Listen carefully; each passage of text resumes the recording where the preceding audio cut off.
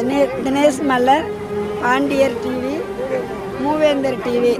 அவர் கொட்டுற மலையில் கூட 2 குழந்தை, கை குழந்தை, அந்த குழந்தைய கூட மோட்டர் பைக்கில் கொண்டு வந்து அந்த குழந்தைகளுக்கு இந்த வீர மல்லர் உடைய வீரம் வரணுன்றதுக்காக எங்களோட கொண்டு வந்து எங்களோட வச்சு பிள்ளைகளை மனைவியை எல்லாத்தையுமே மலையிலேயே கூட்டிகிட்டு வந்தார். அவ்வளோ ஒரு சந்தோஷமாக இருந்துச்சு எங்களுக்கு.